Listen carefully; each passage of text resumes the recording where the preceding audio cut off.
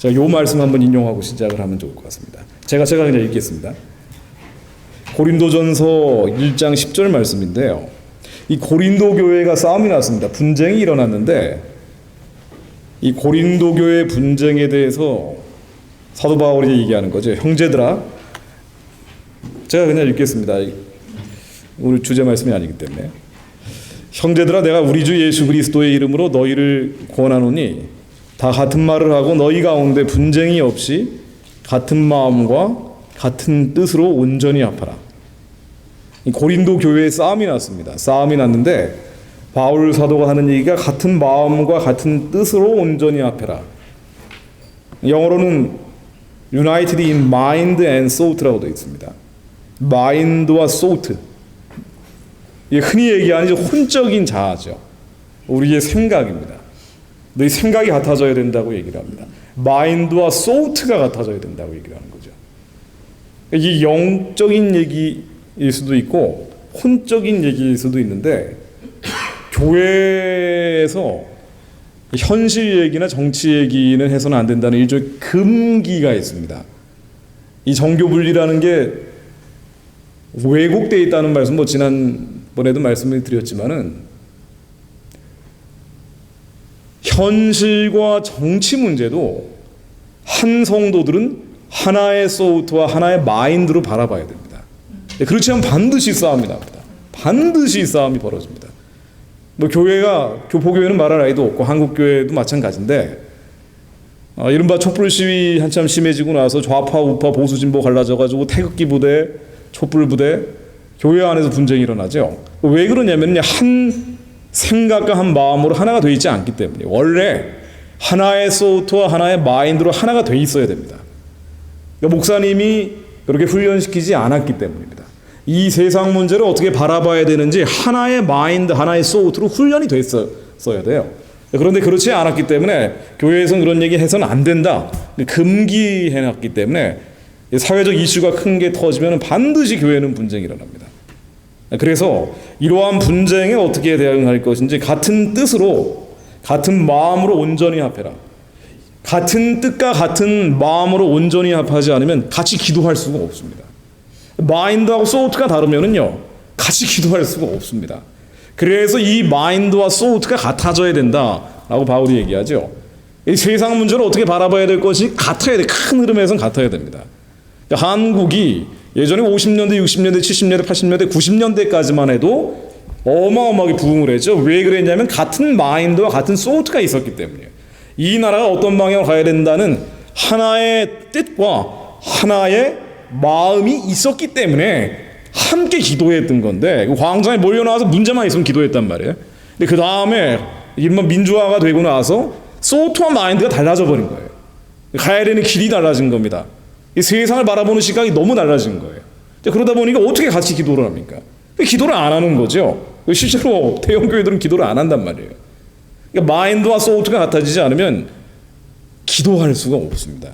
그래서 이 마인드와 소우트 여기에서 무엇이 참이고 무엇이 거짓인지를 분별하기 위해서 굳이 PPT를 써서 강의를 불가피하게 하는 거죠. 저는 이게 하기 굉장히 싫거든요. 말씀만 전하면 좋겠는데 근데 이게 안 되면은 우리가 세상 문제를 얘기하자는 것이 아니라 기도할 수가 없습니다.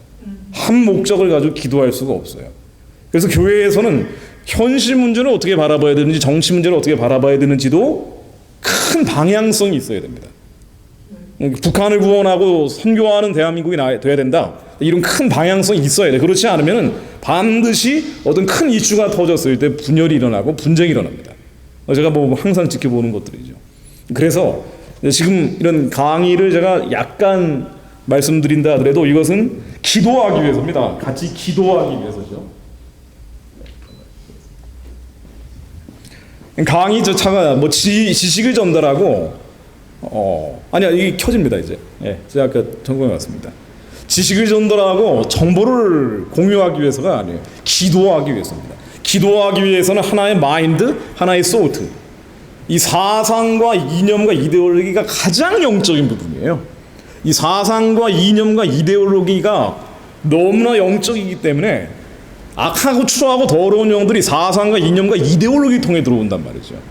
예를 들면은 내가 어떤 도덕적인 잘못을 했으면 회개한단 말이에요. 근데 이 사상과 이념과 이데올로기가 잘못되면 회개를 안 해요. 그만큼 악하고 추하고 더러운 영들, evil spirit, unclean spirit, 데몬들은, 이 귀신들은 사상과 이념과 이데올로기를 통해서 역사하는 경우가 굉장히 많습니다. 그래서 하나의 마인드, 하나의 소트, 목회자, 그러니까 이 목자라고 하는 그 직위는 하나의 마인드와 소트가 어떤 방향으로 가야 되는지를 알려주는 사람이에요. 이게 굉장히 중요한 역할입니다. 그리고 이 목자들, 목회자들이 이 부분을 포기해버리면 우리는 성도들은 이 사상과 이념과 이데올로기, 이 마인드와 소트에 들어오는 수많은 악하고 추하고 더러운 영들을 못 막습니다. 우리의 현실 문제, 정치 문제, 여기에 현실 참여를 하고 정치 참여를 하자 이 얘기가 아니라 그거 정치인들이 해야지요. 운동가들이 해야 되는데 이걸 어떻게 바라봐야 되는지 분별하고 있는 것은 목자, 이 양떼를 이끌고 가야 되는 사람들은 반드시 해야 되는 역할입니다. 이걸 포기해버리면 같이 기도를 못합니다. 못 갑니다. 그래서 이 말씀을 제가 드리는 거죠. 제가 짧게 뭐 지난번에도 단편적으로 말씀을 드렸지만 수요일에도 말씀을 드렸고요. 자, 이 이야기를 약간 보완해서 말씀을 괜찮습니다. 예. 요거요. 예. 잠깐만 말씀을 드리고 성경 말씀 전하고 함께 기도하면 좋을 것 같습니다. 자, 우리 민족의 정체성에 대한 이야기를 제가 지난주 수요일 탁구마 연합기도에서 말씀을 드렸는데요. 대한민국이 어떻게 만들어진 나라인지 기도하며 세워진 것 여기 계신 분들은 다 잘 알고 계시죠. 종교개혁 이후에 유럽을 변화시켰던 부흥의 불이 영국을 변화시키고 그 영국을 마저 변화시키지 못했던 불이 다시 미국의 1차, 2차 대각성 운동을 일으키고 D.L. 무디의 제자들을 포함한 수많은 불을 가진 사람들이 동양으로 몰려오면서 세워졌던 게 대한민국입니다. 그래서 대한민국은 어떤 면에서는 선교사들이 세운 나라일 수도 있고요. 이 선교사들이 길러낸 제자들이 세운 나라일 수도 있습니다. 그래서 대한민국이라는 나라는 목적 자체가 그 어둡고 캄캄한 시대, 지금 이 땅에는 나라가 무너져 버렸지만 하나님께 하늘의 나라를 구하면 땅의 나라를 회복시켜 주실 것이고 반드시 선교하는 나라를 이끌어 주실 것이다. 이런 믿음을 가지고 기도하는 사람들이 세운 나라입니다. 그래서 이 나라가 선교하는 나라라는 제사장적 사명을 가지고 있는데 이걸 인본주의자들은 부정하는 거예요. 이 하나님을 모르는 사람들은 이건 절대로 인정할 수가 없는 겁니다. 그래서 지금 일어나고 있는 한국에서의 갈등은 좌파, 우파, 보수, 진보 갈등 같지만 사실은 영적인 갈등이죠. 그래서 이 나라가 선교하는 나라가 되느냐, 좀 더 넓게 보면 이 민족이 선교하는 민족이 되느냐, 아니면 이걸 무너뜨리냐, 이 싸움이 벌어지는 거예요. 하나님의 선하신 뜻을 이루느냐, 그렇지 않느냐. 근데 이것은 어떤 면에서는 우리 민족 안에 있던 그 오랜 기간 동안 우상 숭배하면서 쌓여왔던 저주가 또다시 발작하고 발악하느냐, 그래서 어둠 속으로 이 민족을 다시 끌고 가느냐, 그렇지 않느냐, 이 갈림길에 서 있는 겁니다. 이거는 단순히 한국에 사는 사람들뿐 아니라 전 세계에 있는 디아스포라 한민족에게 하나님이 주시는 똑같은 사명이에요. 제사장 나라가 돼서 선교하는 백성이 돼야 된다. 당신들은 이것을 이룰 것이냐, 그렇지 않을 것이냐. 우리의 5,000년 역사는요, 우리 민족의 5,000년 역사는 제사하고 굿하던 역사였습니다. 참 부끄러운 일들이 많았죠. 그래서 세계에서 가장 많은 제사와 굿을 했다라고 평가하는 경우도 있어요. 그러다 보니까 조선시대, 제가 한번 짧게 역사에 대한 얘기를 함께 나누고 결론 내리려고 하는 겁니다.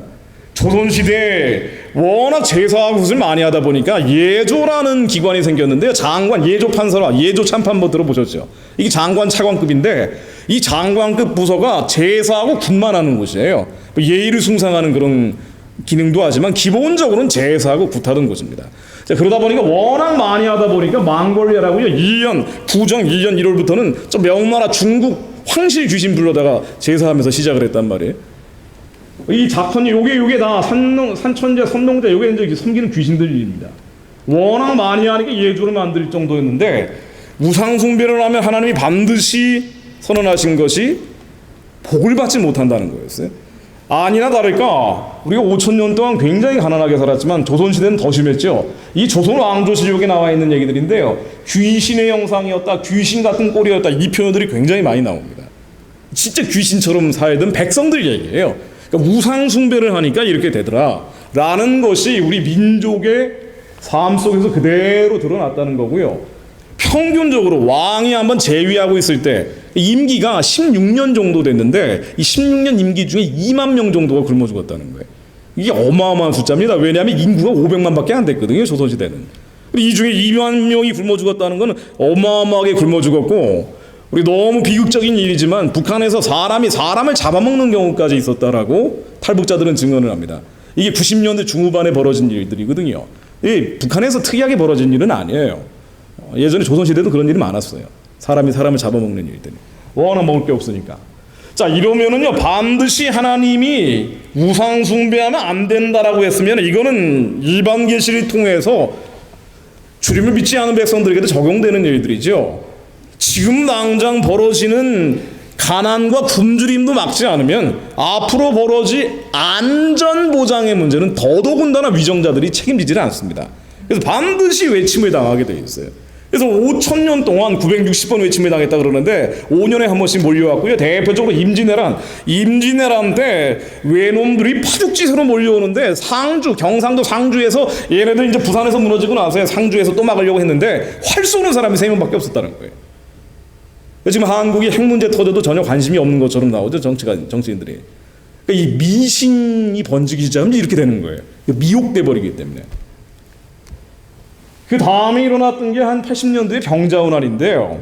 이 병자호란, 그러니까 임진왜란 때 못 막았으면 병자호란 때는 정신 차려야 되는데 그렇지 않았다는 거예요. 그래서 나중에 병자호란 벌어지기 전에 청나라 중국이 침략을 해올 때 1년 전에 통보를 했습니다. 너희들 이렇게 나가다가는 공격할 거야 라고 하는데도 전혀 준비를 안 했던 거예요. 자, 그러다가 끌려간 사람들이 60만 명입니다. 60만 명이나 되는 사람들이 노예로 끌려간 거예요. 이 성경에 나오는 유대 백성들의 고난이 우리 민족하고 굉장히 유사한 면들이 많죠. 이렇게 끌려왔는데 대부분 여자하고 아이들이 끌려갔습니다. 이 여자하고 아이들 당시에 삼강오륜이라는 유의가 있었기 때문에 이 중국 놈들한테 팔려가가지고요, 뭐 자결하고 별의별 일들이 많이 벌어진단 말이에요. 중국 사람들도 지긋지긋하니까 고향에서 돈 좀 받으면 다시 돌려보내줬어요. 이 돌아간 사람들을 환향녀라 그럽니다. 이 환향녀, 고향으로 돌아간 여자라는 건데 이 환향녀들을 조선이 못 나가지고 끌려간 사람들은 아니에요. 그러니까 오면은 받아줘야 되는데 받아주기 깨름직하니까 저기 세검정에서, 그 세검정이 그래서 나온 얘기예요. 연신내에서 한 번 씻고 세검정에서 또 한 번 씻고 들어와라. 양반집 주수도 많이 끌려갔거든요. 그런 다음에도 안 받아줬어요. 그리고 이 환향녀들이 살기 위해서 몸을 팔기 시작했습니다. 거기서 나온 게 환향년이죠. 환향년. 그 환향년들이 낳았던 아이들이 호로 자식입니다. 중국 아이들이다 그래서. 버릇없는 애들 호로 자식이다 그러잖아요. 우리 민족의 아주 슬픈 역사를 담고 있는 단어입니다. 이게 이제 구한말에 찍은 사진인데 왼쪽에 있는 여성이 14살짜리입니다. 구한말로 가기 시작하면 임진왜란, 병자호란 지나선 우리 이 조선왕조가 탄력성을 잃어버렸어요. 예전에 무너졌어야 되는데 그냥 버틴 거란 말이죠. 자, 그러다 보니까 이 조선왕조가 버티는 과정에서 먼저 삼강오륜, 윤리와 도덕이 무너지기 시작합니다. 그리고 이 구한말로 가면은요, 이런 거 없었어요. 그냥 딸만 낳으면은 팔아버리는 일들이 일반 백성들 사이에는 비일비재했다 그래요. 그래서 딸 한 번 낳으면은 2년 농사 다 지었다. 그러니 이제 여성들이 저런 식으로 팔려다니는 일들이 벌어진 거죠. 축첩제, 매매혼, 너무나 일상적으로 벌어지고, 그리고 이 미신이죠. 우상숭배가 심해지다 보니까 불결합니다. 이 더러워지기 시작한 거예요. 이 이사벨라 미소비라고 유명한 여행가인데 조선을 여러 번 방문했어요. 동아시아도 방문해서 책을 몇 권을 썼던 사람입니다. 조선과 이웃나라들이라는 책을 보면은요, 이런 표현들이 나옵니다. 부산에 와 보니까 내가 가본 도시 중에 제일 더럽더라. 아주 참 부끄러운 일인데요. 조선의 일반적인 모습이라는 걸 알고 더 놀랐다는 거예요. 다 벌거벗고, 그리고 애들이 막 이 녹색 오물물에 막 이게 썩어버리니까요. 오물물이 녹색이란 말이에요. 이런데 가가지고 뭐 이 개들하고 막 부르고 있더라. 근데 서울에 와보니까 더 심하더라. 어떻게 수도인데 이러느냐. 하수구 시설이 안 돼 있으니까 부지걸로 하나 똥물들이 막 흘러가는 거 망하지는 않아요. 그런데 망해갈 때 보면은 언제나 이 미신, 우상숭배로 인해서 더러워지고 외침, 그러니까 안전보장이 흔들리고요. 그리고 먹고 사는 문제도 어려워집니다. 이게 공통적으로 나오는 특징들이란 말이에요. 근데 이 워낙 이게 심하다 보니까 이 탐관오리들이 지역마다 가가지고 사람들한테 뜯어내는 거예요. 그래서 갑돌이가 수저가 2개였는데 3개 늘어나면은 무조건 데려다가 때린다는 겁니다. 그러면은 네 죄를 네가 알렸다 그러면은 수저 하나 토해놓고 간다는 거예요. 너무 부정부패가 심하니까 이 밤마다 조소를 돌아다니는데 밤마다 관아에서 들리는 고문 소리에 잠을 못 이뤘다 이런 표현들이 나옵니다. 워낙 부정부패가 심하고 탐관오리들의 학정이 심하다 보니 요거는 뭐냐면은요, 여기에 다산 정약용이 쓴 시입니다. 애절양이라는 시인데 이 구한말 모습이란 말이에요. 조선조 말기의 모습인데 남자가 자기 생식기를 자르는 것을 다산 정약용이 저 강진 지방 돌아다니면서 전라남도 지방 돌아다니면서 보고 쓴 시예요. 슬플의 자 끈을 졌자 남자 양자입니다. 왜냐하면 남자는 이게 세금을 늑탈하는 게 너무 심하니까 분포라고 하는 걸 배거든요. 그리고 이게 내가 남자여가지고 애들이 또 나면 안 된다. 그러면 또 수탈 당하니 아예 나는 생식기를 자른다. 그러면서 그걸 보고 백성들이 이러고 있더라. 이런 나라 망한다. 이렇게 다산 정약용이 경고하는 얘기거든요. 이게 시예요. 이 구한말의 특징이 불결하고 게으르고 무기력하고 부정부패, 음란, 그리고 미신. 자, 이게 참 부끄러운 모습인데 5,000년 동안 이제 이런 일들이 계속돼 왔다는 거예요.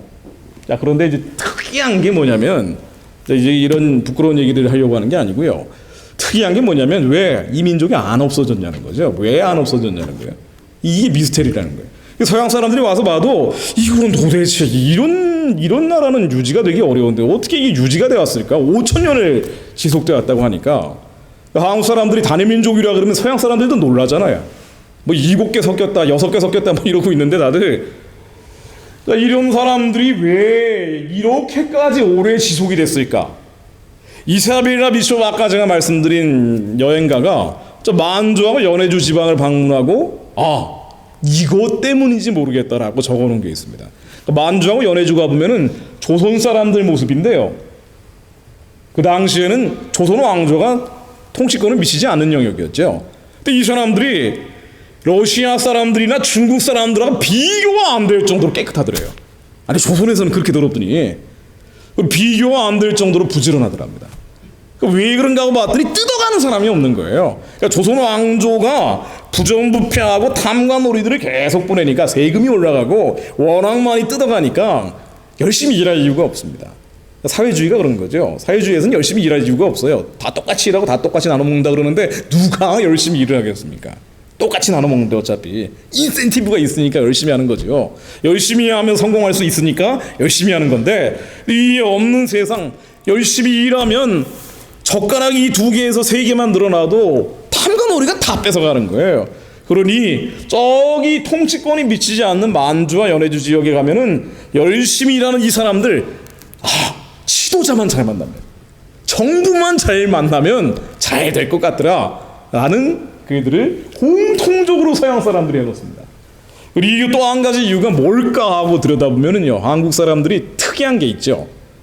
역사적으로 5년에 한 번씩 외침을 당했는데요. 그 대륙이 강해지면 몰려오고 해양이 강해지면 올라옵니다. 그리고 이 통로가 돼가지고 맨날 당한단 말이에요. 그런데 결정적 순간마다 뭔가 초월적 힘이 작용한다는 것을 부인하려야 부인할 수가 없어요. 이게 이제 이 일본이 임진왜란 때 침략을 할 때 모습인데요. 이 오른쪽에 있는 사람이 소서행장이라고 당시 도요토미 히데요시가 일본을 전국시대 100년 동안 전쟁을 하고 통일을 했어요. 이 도요토미 히데요시가 이제 조선을 침략하고 명나라 중국까지 침략하겠다고 나온 거예요. 그도 그렇게 당시 군사력이 세계에서 가장 강했던 게 일본이라는 거예요. 그러니 조선은 그야말로 껌딱지 같은 거였습니다. 그냥 밀고 올라온 거예요. 이 소소행장이 올라오는데 2만 명가량의 정예부대를 데리고 파죽지세로 올라왔어요. 한양 땅에 와보니까 한국에 뭐 그런 요즘 나온 영화 보면은 그런 모습도 나오던데 이 일본 군대에 붙어버린 조선 사람들이 그렇게 많았다는 거예요. 한양에 와보니까 궁성이 불타 있어요. 워낙 뜯어가는 사람들이 많으니까 이 정부와 국가는요 학살자고 탈취자들이에요. 백성들에게는. 그래서 한국 사람들이 애국심 갖기 쉽지가 않다는 게 역사적으로 있다 그래요. 개나리 보찜 싸고 도망가는 게 체질화되어 있는 거예요. 이게 나라가 나를 안 지켜주는 거예요. 국가가 나를 안 지켜주는 거예요. 우리 이게 문제만 생기면 나만 살아야 돼요, 일단. 이 쾌찜 싸가 보찜 싸가지고 튀어버리는 겁니다. 이 당시 임진왜란 때도 일단 강한 자에게 붙어야 돼요. 이게 노예근성이라 그러죠. 강한 자에게 붙어야 되는 거예요. 외놈들이 강해 보이니까 저 양반들 나 가뜩이나 뜯어가는 놈들인데 일반 천민들, 상민들은 일본 군대에 그렇게 많이 붙었다 그러죠. 궁성도 먼저 불태워버리고. 이래가지고 이제 끝나는 거였어요. 우리 민족은 그냥 아예 그때 그냥 정체성이 없어질 위기에 처한 겁니다. 이 소소행장과 함께 또 한 명의 장수가 가등청정이라고 하는데요. 가등청정 한 3만 명의 군대를 데리고 경부고속도로 라인 따라가지고 올라오는 소소행장 말고 저 강원도 쪽으로 올라오고 있었습니다. 그래서 이 둘이 경쟁을 각축을 벌인 거예요. 누가 먼저 조선을 먹나. 근데 나중에 명나라라고 중국이 와서 도와주긴 하는데 중국도 일본을 겁내했다 그래요. 얘네들이 총을 쏘니까 중국은 총을 못 쐈거든요. 그러니까 이 얘네들 어떻게 해야 되나 하다가 안 되겠다. 명나라 장군들이 와가지고 제안했던 게 뭐냐? 한반도를 나누자고 했던 거예요. 38선만 나눠진 게 아니라 이 한반도 분할로는 대륙 세력과 해양 세력이 5,000년 동안 논의를 해왔던 얘기입니다. 그래서 임진왜란 때도 중국이 와서 도와준다고 하지만 북쪽은 중국이 먹고 남쪽은 일본이 먹자 이렇게 제안을 했던 거예요. 그러니까 이 북쪽에서는 중국말하고 남쪽에서는 일본말 할 가능성 굉장히 많은 겁니다. 이 정도로 위기에 처한 거예요. 그런데 이때 희한하게 이순신 장군이 나타나가지고 이 갑자기 튀어나온 양반이죠. 여기 소소행장의 보급 채널을 끊어버린 거예요. 이순신 장군이 나타나가지고. 이게 왜 이런 일이 벌어지냐 말이죠. 이 역사적으로 잘 이해가 안 되는 일들이 많이 벌어집니다.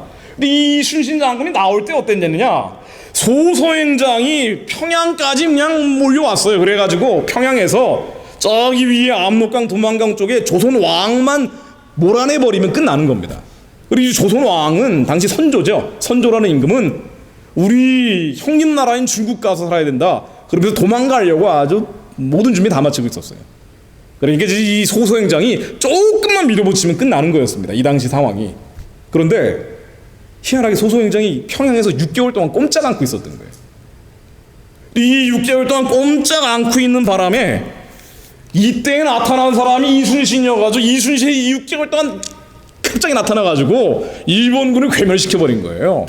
그러니까 다시 일본이 도망가기 시작한 겁니다. 그러면서 임진왜란이 우리가 승리하는 전쟁으로 끝나버린 겁니다. 자, 그런데 이게 도대체 이게 사람이 한 거야 아니면 하늘이 한 거야라고 이렇게 적어놓은 글들이 있어요. 징비록이라고 당시 국무총리죠. 영의정이었던 유성룡이라는 사람이 책을 썼는데 여기 이런 글귀가 많이 나옵니다. 이것은 사람이 한 것이 아니라 하늘이 한 것이야. 이것은 하늘의 도심으로 된 거야. 이것은 하늘의 은혜로 된 거야. 차실천해야, 차실천조야, 차실천야. 이곳은 하늘이 한고 하늘의 도움이고 하늘의 은혜로 된 것이다. 이런 표현들이 굉장히 많이 나옵니다. 그래서 이거 사람이 한 게 아니다. 어떻게 사람이 했으면, 아니 그도 그렇게 말이죠. 선조는 도망가려고 그랬다니까요. 이거 말렸던 사람이 옆에 유성룡 혼자였어요. 유성룡이 말리니까 왜 당신 말리느냐고 거기서도 당파 싸움하고 있었습니다. 평양은 이미 소소행장이 먹어버렸죠. 특히나 가등청정이라고 경쟁자가 있는데 그 강원도 쪽으로 몰려온 사람 말이에요. 이 가등청정은 왜 소소행장 당신 평양에서 머물고 있느냐라고 동경의 도요토미 히데요시한테 빨리 소소행장의 머리를 베야 됩니다. 할복을 시키십시오. 별의별 장계를 올리고 있을 때, 편지를 쓰고 있을 때입니다. 그러니까 소소행장이 6개월 동안 평양 머물고 있는 이해가 안 되는 일이에요. 근데 이때 어쨌든 이순신이 나타나서 이 민족이 구해졌습니다. 자, 여기에 도대체 무슨 미스테리가 있을까? 그냥 한번 자세히 들여다보면요, 하나님만 아시겠지만 소소행장이 들고 다니던 이게 깃발입니다. 일본 군대는 다 깃발을 이렇게 향차가는 걸 들고 다녔거든요. 그리고 이게 뭐냐면은 여기 가등청정, 소소행장 못 잡아먹어서 안달복달했던 가등청정이 들고 다녔던 깃발이에요. 요 소소행장이 들고 다녔던 깃발이요, 요게 기리시탄이라고 해서 일본의 기독교인 부대였어요. 소소행장도 기독교인이었고 그 당시 이제 천주교인들이죠. 포르투갈을 통해서 들어왔던. 그래서 카스테라도 다 그 포르투갈에 있던 지명안이에요. 그래서 일본 카스테라가 유명하잖아요. 그래서 이 사람들 부하 장수들도 크리스찬들만 쓴 거예요. 이 사람들 기도하는 사람들이었대요. 근데 그래서 하나님이 개입을 하셨는지 그건 모르죠. 그러나 한 가지 분명한 거는 이 기리시탄 부대가 6개월 동안 꼼짝 않고 평양에 있는 동안 우리 민족이 구해졌다는 사실이고요. 그리고 이 소소행장을 못 잡아먹어서 안달복달했던 가등청정은 저 깃발이 살모사, 뱀의 눈알이에요. 그러니까 희한하죠. 이런 일들이 있습니다. 우리 민족이 5,000년 동안 참 많은 죄도 저질렀지만 몰라서 하나님 모르니까 한 거죠. 그러나 또 한 가지 잊지 못할 일은, 잊어서는 안 될 것은, 지난번에 잠깐 말씀드렸던 것처럼 경천애인하는 마음입니다. 시대별로 다양하게 불렀지만 하늘을 두려워할 줄 알았어요. 천벌받는 걸 굉장히 두려워했던 민족이에요. 이게 중국 사람들하고 다르고 일본 사람들하고 다른 겁니다. 한국 사람들만 이게 있죠. 이 경천애인 조선시대에는요, 성리학이라는 것으로 정리가 돼가지고 하늘에 대한 것을 이치라는 한자에서 철이라고도 부르고, 그리고 이걸 도라고도 부르고 성이라고도 불렀어요. 그래서 이 한반도 한민족은 도 닦는 사람들이 원래 많습니다. 도인이 나오는 곳이라고, 그 중국 무협지를 봐도 많이 나와요. 영문 같은 걸 봐도 그렇게 나오는데, 우리 민족은 5,000년 동안 미신 따라가는 그런 죄악도 저질렀지만, 그럼에도 불구하고 이 철, 리, 도, 성, 뭔가 고상한 가치, 뭔가 초월적 이치를 따라가려고 하는 요 기질이 강했어요. 이거를 사람이 욕심하고 나눠서 우리는 이 땅의 욕심, 사람의 욕심을 따라가는 게 아니라 하늘을 따라가야 된다, 이러한 기질이 있었던 거예요. 이걸 따라가는 걸 수위라 그러고, 수위라는 말을 한국어로도 쓰죠. 이걸 거스르는 걸 영리라고 표현을 했습니다. 이게 다 이제 한자에서 나온 거죠. 자, 공자라는 사람은요, 은나라 후손이라고 해서, 은나라가 예전에 고조선시대에, 한국계가 바로 공자예요. 중국 사람들은 절대 인정하지 않지만 사실 이 사람은 한국계라는 것이 거의 정설입니다. 그래서 내가 예전에 우리 조상들 살던 도미, 이 한국 사람들 그 동네로 가서 살고 싶다, 그 사람들은 도리를 안다, 이런 표현이 공자의 말을 기록한 논어에도 기록이 돼 있죠. 이 공자라는 사람이 늘상 하던 얘기가 뭐냐면요, 바로 경천의 얘기예요. 하늘이라는 게 있다. 이 하늘이라는 것의 특징은 뭐냐? 어질인자. 우리 이제 초등학교, 중학교 때 막 이런 거 맨날 쓰고 그랬죠. 이 어질인자의 특징은 뭐냐? 사람을 사랑하는 것이다. 그러니까 하늘의 특징은 사람을 사랑하는 것이다, 사랑이다라는 얘기가 공자 사상의 핵심이란 말이에요. 이 사랑을 이루려면 어떻게 해야 되느냐? 살신성인을 해야 된다. 나를 죽여서 사랑을 실천해야 된다. 많이 들어본 얘기죠. 이제 많이 이런 게 나옵니다. 이 살신성인을 하기 위해서는 결리사이라고 해서요, 이익을 보면은 이익을 따라가는 게 아니에요. 이 땅의 이익을 따라가는 게 아니라 하늘의 의리를 따라가야 된다. 결리사이, 견위수명, 위태로울 때 목숨을 바쳐라. 그래서 의리를 이루어야 된다. 이게 공자 사상인데, 사실 중국 사람들은 공자 사상을 잘 안 받아들였어요. 아주 실용적인 사람들, 비단장수 왕서방 후손들이란 말이에요. 그래서 이걸 제일 열심히 받아들인 게 한국 사람들입니다. 그래서 조선시대 성리학, 이 공자 사상 가운데서 가장 원색적인, 이런 딱 원석에 가까운 것을 가공해 놓은 게 바로 성리학인데, 이걸 조선시대의 지배 이데올로기로 삼은 거예요. 그래서 예를 들면은 퇴계 이황 같은 사람도 평생의 목적이 천하무간이라고 해서요, 하늘과 나 사이에 간격이 없어야 된다. 내가 하늘 안에, 하늘이 나 안에 가는 것이 인생의 목표였어요. 그래서 이 땅의 가치, 돈이나 물질, 쾌락 이런 거 우습게 봤습니다. 그러니까 제로권에 있는 사람들, 권력을 잡은 사람들은 썩어버렸어요. 맞습니다. 탐관 오리들이 나와가지고 백성들 생각 안 하고요, 안전보장 책임 안 지고 엉망진창이었죠. 5,000년 내내 그랬다고 봐야 돼요, 신라시대 빼놓고는.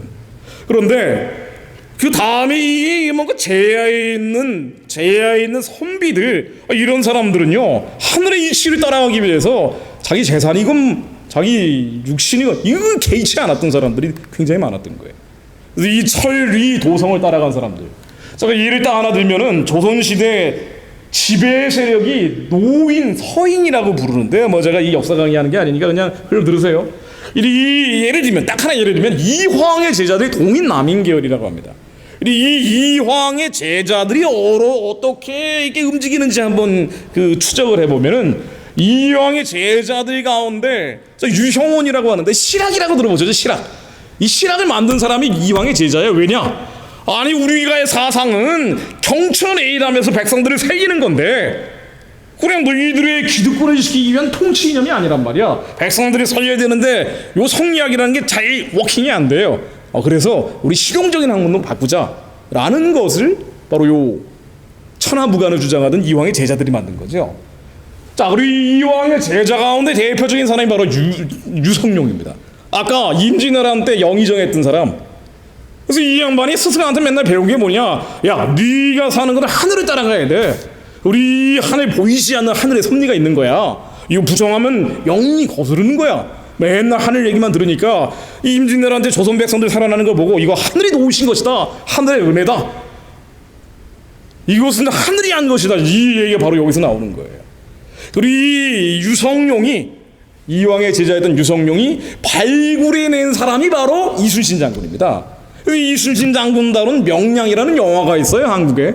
무슨 이치가 어떻고 도리가 어떻고 막 이런 얘기를 하고 있단 말이에요. 이 양반이 임진왜란 때 쓴 일기를 보면 난중일기라 그러죠. 이 그야말로 철학책이에요. 왜 이런 얘기를 하냐? 이 전쟁 중에 장군이 말이죠. 그렇게 배워서 그렇습니다. 우리야 내가 이 죽어가면서까지 백성들을 지키려고 하는 것은 하늘을 따라가기 위해서다. 그래서 조선 왕이 아무 잘못 없는 이순신을 말이에요. 잘못이 없는 정도가 아니라 이 민족을 구한 사람 아닙니까? 2번이나 삭탈관직을 했단 말이에요. 2번이나 감옥에 넣어버렸어요. 아무 죄도 없는데. 진짜 나쁜 일이죠.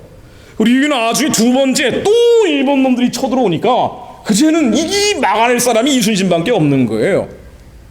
그래서 다시 이순신을 풀어주면서 이순신이 뭐라고 얘기하냐면요, 배야, 그래도 아직까지는 제게 12척의 배가 있습니다. 수천 척의 배가 오는데 나는 아직 12척이 있으니까 내가 가서 이 조선을 구하겠습니다. 그리고 명량해전에서 돌아가시는 거예요. 대단한 인물이죠. 이런 사람들이 있었던 거예요. 그러니까 우리 민족이 유지가 되었던 겁니다. 근데 이 사람들은 왜 이랬느냐? 하늘에 대한 개념이 있었던 거예요. 하늘을 따라가야 된다. 그리고 이 제자들 가운데, 유영원의 제자들 가운데 이익이 나오고 뭐 이익의 제자들 가운데 저기 서학파라고 해가지고요, 이게 잠깐 말씀드렸죠. 이비옥, 권철신, 정약돈, 이광환, 이승훈, 이 양반들이 서학파라고 하는데 이 사람들은 아주 레디컬한 급진주의자들이었어요. 우리 하늘에 가기 위해서는 뭔가가 있을 텐데 이게 뭔가 하고 고민하던 사람들. 이 사람들이 서쪽 가서 공부해보자. 그래서 북경에 가서 성경책을 발견하고 깜짝 놀란 거예요. 하늘에게 가는 매뉴얼을 찾은 겁니다. 그래서 이들이 인류 역사상 처음으로 선교사들이 복음을 전하기 전에 먼저 예배를 드린 거예요. 주의성수를 하고. 천지남이라고 암자 가서 거기서 예배를 드렸대요. 그 조정의 눈을 피해가지고. 이 사람들 최고의 엘리트들이었죠. 그래서 이 한국 사람들은 뭔가 특이한 게 있는데 이게 뭐냐? 하늘에 대한 개념이 있어서 그렇습니다. 이치를 따라가야 된다. 도리를 지켜야 된다. 자, 이 유성룡의 후손들 가운데 저 경상도 지방에 살던 사람들 중에는요, 일제시대가 되니까 일본 한 꼬락서니가 도대체 하늘의 이치하고는 상관이 없는 거예요. 그래서 땅 팔고 논 팔고 집 팔아서 저 만주 지방에 참의부, 정의부, 신민부라고 해서 자치정부를 만들고 독립운동을 하기 시작한 사람들도 바로 이런 사람들입니다. 그러니까 이게 제도권을 썩어버리지만 제야의 하늘의 이치를 따라가는 한국 사람들의 특이한 기질이 있었다는 걸 부인할 수는 없다는 거예요. 그래서 예전에는 5,000년 전에는 홍익인간이라고도 부르고, 신라 시대는 화랑정신이라고도 부르고, 고려 시대는 상무정신이라고도 부르고, 또 난리가 나면 의병정신이라고도 부르고요, 조선 시대에는 선비정신이라고도 부르는데 하여튼 평상시에는 엉망진창이에요. 이 제도권에 있는 사람들이 자기밖에 모르고 백성들이 안전보장이나 먹고 사는 문제에 신경을 안 씁니다. 지금 한국 보세요. 지금 정치인들한테 뭘 기대하겠습니까? 조선시대는 더 했어요. 그나마 좀 나아진 겁니다, 이게. 원래 그랬어요. 그러니 이게 난리가 나는 거예요. 난리가 나요. 경제 발달이 터지든 외적들의 침략이 생기든 뭔가 난리가 나는데, 그럼에도 불구하고 5년에 한 번씩 난리가 나는데도 불구하고 그때마다 의인들이 나옵니다. 그때마다 의병들이 어디서 튀어나와요. 그때마다 선비들이 튀어나오는 거예요. 선비라는 단어는 한자가 없습니다. 5,000년 동안 우리가 썼던 단어예요. 그러니까 무술도 하면서 글도 읽으면서 특징이 뭐냐? 하늘의 이치를 따라가는 사람들. 이 사람들은요, 땅의 육신적 쾌락, 안목의 정욕, 이생의 자랑 이걸 쫓는 게 아니라 우리는 하늘의 저 영원한 가치를 따라가는 사람들이야 하면서 수양하는 사람들이에요. 이 사람들이 위기 때만 되면 들고 나온 거예요. 이런 사람들이 쫓아왔던 가치가 인의입니다. 이게 경천애인의 핵심적인 건데, 어지일 인자와 의로 을자, 이게 인의 동양서상의 핵심이라고도 하지만 한국 사람들이 좋아했던 단어예요. 이 인의가 뭐냐? 호세아 12장 6절입니다. 그런즉 너희 하나님께로 돌아와서 인애와 정의를 지키며 항상 너희 하나님을 바랄지니라. 인애와 정의입니다. 우리가 예수 그리스도를 모르고 그리고 말씀을 잃어버렸죠. 율법이 없었기 때문에 하늘은 아는데 어떻게 가야 될지 모르는 거예요. 그러니까 미신하고 굿하고 제사 지내고 별의별 짓을 다 했어요. 그럼에도 불구하고 하늘에 대한 개념은 버리지 않았던 거예요. 그래서 이제 이것 때문에 셈, 함, 야벳 족속 성경에 나오는 그 노아의 후손들 가운데 그 셈족 계열의 욕단과 벨렉 족속이 유대 백성과 한민족으로 갈라졌다라고 고고학적으로 분석하는 분들도 있죠. 뭐 그런 말씀은 제가 드리기는 어렵고요. 여기선. 그러나 어쨌든 우리 민족에게 이 개념들이 있었던 것은 분명한 사실입니다. 그래서 이 돈이나 물질, 육체적 쾌락, 안목의 정욕, 이생의 자랑들, 어떤 면에서는 유물론자들이 계속 쫓아갔던 이런 가치들을 우리는 그렇게 우습게 봤던 사람들이에요. 자, 공자의 제자였던 맹자라는 사람이 한 얘기인데요. 무항산 이황심자 유사위능이라고 되어 있습니다. 이게 뭐냐? 돈 우습게 본다는 얘기예요. 그러니까 돈이 의미가 없다가 아니라 돈을 연연하지 않고 지고한 가치를 따라가는 것이 바로 선비다, 이런 얘기입니다. 한국 사람들 안에 이런 기질들이 있었던 겁니다. 이런 기질이 가지고 있었던 사람들에게 이제 복음이 들어오니까 뜨겁게 반응을 한 거예요. 그랬기 때문에 우리 안에 이런 DNA가 있었기 때문에 복음이 진짜 전해지니까 처음에 캐톨릭이 왔죠. 10,000명 이상 순교를 한 겁니다. 성인과 복자가 제일 많이 나온 것이 한국이에요. 캐톨릭에서 성인 복자로 추정된다고 하죠. 이 사람들이 이렇게 많이 죽어갔던 이유를 그냥 죽은 게 아니라고 결론만 말씀드렸는데요. 조금만 내가 들여다볼게요. 자, 이 유중철 이순이라는 부부인데 이 10,000명 이상의 캐톨릭 순교자만 들여다본다 하더라도 이 죽는 이야기들이 너무 비장해요. 어떻게 이게 복음의 역사가 이렇게 짧은데, 선교 역사가 이렇게 짧은데 어떻게 이런 일들이 벌어졌을까 싶을 정도로 말이죠. 이분들은 부부였는데 부부 관계를 맺지는 않았다 그래요. 우리는 어차피 천국 갈 사람들이다. 아주 원색적으로 믿었던 사람들이죠. 그래서 나중에 형장에서 목이 잘라지면서 누이여 천국에서 만납시다 라고 유언 남기고 돌아가신 분이라고 합니다. 고순이라는 분인데 형장에서 끌려가 죽으면서도 내가 주님 위에서 내 생명을 드리니 이 은혜 어찌 아플꼬 너무 기쁘다 이러면서 돌아가신 분들이 10,000명이나 나왔다는 얘기입니다. 다른 나라에는 없죠, 이렇게까지. 그래서 다른 나라에는 없는 또 한 가지 특징이 우리가 먼저 성경책을 번역해 놓고 있었다 그랬죠. 그래서 이분이 이수정이라는 분인데, 이수정이 기이한 꿈이라고 서양 목사님이 이수정에 대해서 기록한 책에 나와 있는 내용들이기도 합니다. 이수정이라는 사람은 원래 이모군란이라고 한국 조선의 정치적 혼란기에 일본으로 도망친 사람인데, 이분이 복음 듣고 나서 먼저 기독교인이 되고 그 다음에 서양 선교단체들에게 빨리 조선 영혼들을 구해달라고 편지를 썼던 분이에요. 그리고 마가복음을 한국어로 번역을 먼저 해놓고 이 마가복음을 보고 언더우드와 아펜젤러가 일본에 왔다가 조선으로 가자라고 해서 선교사들이 들어오게 되는 겁니다. 그래서 언더우드 선교사가 한국에 와서 했던 여러 가지 얘기들 중에 이런 얘기가 있죠. 이들은 이미 하나님을 섬기고 있더라. 조선 사람들은 정말 희한하게도 다른 어떤 민족과 다르게 하나님을 알고 있더라. 우리가 이 말씀을 잃어버리고 율법을 잃어버리고 예수를 그리스도로 몰랐기 때문에 범죄한 게 많지만, 그럼에도 불구하고 우리 안에 독특한 DNA가 있었다는 얘기예요. 하늘을 따라가는, 하나님을 섬기는. 그래서 이들에게 다른 신 무시하고 예수를 그리스도로 얘기해 주기만 하면 된다. 그러니까 초기에 초대 교회에 복음이 전해지고 나서 조선 사람들의 반응은 그야말로 용광로처럼 뜨거웠습니다. 이 복음이 전해진 지역은요, 탐감오리들이 가도 부정부패를 못한다는 거예요. 이게 당시 기록 중에 하나입니다. 예수교가 있는 고을에 갈 수 없다. 어떤 양반이 돈을 잔뜩 써가지고 거기 원님으로 가기로 돼 있어요. 그리고 이 마을을 대충 얘기를 들어보니까 거기 예수교인들이 많다는 거예요. 이 예수교인들이 많으면 부정부패를 안 하니까 나는 거기 안 가겠다. 그 편지를 뇌물 쓴 사람한테 하고 있다는 얘기예요. 이게 19세기 말에 나온 얘기입니다. 이 예수교는 뭐냐? 하나님을 공경하고 사람을 사랑하는 도다. 이 양반들은 갈 수 없더라. 당시에 평양 대붕운동이라는 게 일어났었는데요. 평양이 가장 복음이 왕성했던 지역이죠. 이 당시에 기억을 하고 있는 분의 따님이 저한테 하는 얘기인데요. 평양의 대부운동이 일어나고 평양 거리에는 술 취한 사람도 다니기가 어려웠대요. 워낙 교회의 권위가 강해가지고 이랬다는 거예요. 평양이 이런 곳이었다는 겁니다. 이후에 우리가 신사참배하고 하나님께 범죄한 일이 있죠. 분명히 이건 하나님 앞에 어마어마한 범죄를 저지른 것임에도 불구하고, 그럼에도 불구하고 마치 위기시에 나오는 의인들처럼, 의병들처럼 박관준 장로님 말씀드렸죠.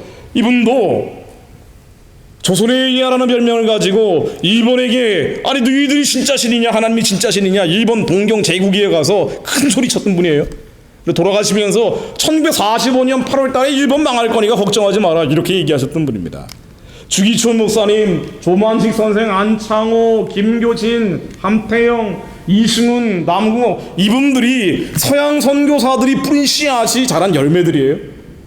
루터와 칼빈 이후에 종교개혁의 그 불이 계속 옮겨붙어서 드디어 조선 땅에서 발화하기 시작한 거죠. 그리고 그 열매로 나온 분들이 조선의 그리스도인들입니다. 이분들이 하나님의 능력을 쫓아 복음과 함께 고난받는 걸 두려워하지 않았어요. 이분들은 예전에 그 의인기질, 의병기질, 선비기질 이것과 화학반응을 일으킨 분들이기 때문에 굉장히 우습게 봤습니다. 돈이나 권력, 명예 이런 거 우습게 봤던 분들이에요. 일제시대 구한말의 기독교인들 보면은 이분들이 조선시대 조선 좀 알기부터 시작됐던 서양 선교사들의 근대 교육의 바톤을 이어봤죠. 이승훈 선생, 남궁옥 선생 모두 근대 교육을 주도했던 분인데, 이승훈 선생 같은 분은 오산학교 만든 분이에요. 이분들이 마지막에 남겼던 유언들 보면 공통되는 게 있습니다. 남궁옥 선생도 내가 죽거든 무덤을 만들지 말고 과일나무 밑에 묻어 거름이 되게 해라. 아이가 이거 우리가 이 땅에 사는 건 별거 아니라고 본 거예요. 이 땅에서 하나님 일하다 가는 거고 내가 무슨 돈, 물질, 육체 이런 거 신경 쓰느냐. 원래 한국 사람들이 그런 기질이 강했는데 복음이 들어오니까 더 강력하게 반응하기 시작한 거예요. 이승훈 선생도 내 유해는 땅에 묻지 말고 생리학 표본을 만들어 사랑하는 학생들을 위해 써라. 이게 지금 한국 목회자 가운데 이런 얘기들이 안 나오죠. 돈, 물질, 육체, 권력, 명예 뭐 이런 거 너무 쫓아간다 이제 이런 욕을 많이 먹잖아요. 근데 이제 원래 한국 사람들이 그러던 사람들이 아니에요. 한국 사람들은 그런 사람들이 아닙니다. 이유는 아주 광복이 되니까 이 피가 순교자들의 피, 선각자들의 눈물이 열매를 맺어서 광복이 되니 하나님 아이던 사람들은 남쪽으로 내려오고 하나님 모르는 사람은 북쪽으로 올라가면서 갈라져 버린 겁니다. 그래서 하나님 아는 사람들이 어떤 나라 세워야 되느냐, 당연히 구한말 일제시대 이승만이 꿈꿨던 것처럼 많은 선각자의 선지자들이 꼭 꿈꿨던 것처럼 이 나라가 가야 될 길은 우리는 우리의 이 땅에서 잘 먹고 잘 살고富국강병하는 게 아니다 그랬어요. 나라의 GDP를 늘리는 게 아니다. 군사강국이 되는 게 아니다 그랬어요. 이 조선시대 도리를 아는 나라를 만들려고 했던 것처럼 이 도리가 복음이란 말이에요. 그래서 우리가 만들어야 되는 나라는 반드시 이 도를 전하는 나라가 돼야 된다. 그게 이승만이 1914년에 썼던 한국교회 핍박에 나오는 세계를 선교하는 나라입니다. 우리의 3.1운동 이후에 임시정부 헌법에 들어갔던 하나님의 그 도를 전하는 나라가 되는 거예요. 이 나라를 꿈꿨던 거고, 그래서 1948년도 11월 달에 정동 제1교회에서 집회를 하면서 어떤 나라 만들어야 되느냐라고 다들 연설을 할 때 이승만은 기독교로 나라 세우자라고 얘기했고, 백범 김구마저도 우리의 경찰서 10개 만드는 것보다 교회 하나를 세워야 된다고 얘기를 하고, 김규식 선생 사회주의자였다가 다시 기독교인으로 복음주의자로 전향했던 이분도 광복되는 거 먹고 정신을 차린 거예요. 그래서 우리는 반드시 성경 위에 나라 만들어야 됩니다 라고 얘기를 했어요. 이 나라가 가야 될 길은 예수의 나라를 만드는 것이다. 그래서 1948년도 5월 31일 날 한국 최초의 공식 문서가 기도문이 된 겁니다. 이 기도문은 우리가 나라를 만든 이유는 민생의 복락을 받는 것도 있지만 반드시 남북 통일을 하고 세계의 복음을 전하는 나라, 평화를 전하는 나라가 되는 것이다 라고 처음 198명의 초대 국회의원들이 다 일어나서 예수 그리스도 이름으로 아멘했던 겁니다. 우리에게 단순히 그냥 이제 몇 년 사이에 나온 게 아니고 일제시대 그냥 잉태돼서 출산된 게 아니고 5,000년 동안 우리가 계속 짓밟히면서 하나님의 섭리 안에서 우리 민족이 멸절되지 않은 거예요. 그래서 언젠간 쓸 때가 있다. 이 백성들이 쓸 때가 있다고 보셨겠죠. 그리고 이게 여진족 사라졌잖아요. 거란족 사라지잖아요. 말갈족 사라지잖아요. 다 사라졌는데 한국 민족만 살아남은 거예요. 뭔가가 있었기 때문에. 이 사람들 데리고 쓰려고 했던 거죠. 그래서 기도하는 나라, 드디어 5,000년 동안 하나님이 꿈꾸셨던 이 민족을 향한 뜻이 이제 봐라, 이제 싹이 트기 시작하는 겁니다. 선교하는 나라를 향해서.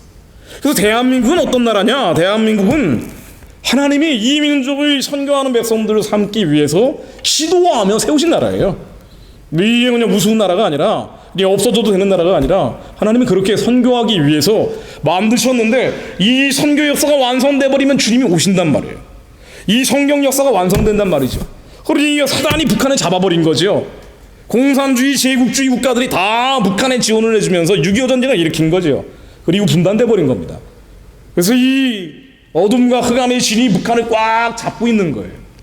그래서 한국 사람들의 사명, 한국 민족의 사명, 대한민국이 가야 될 길, 우리의 아이덴티티 정체성, 이것은 북한을 열고 선교하는 나라가 되는 겁니다.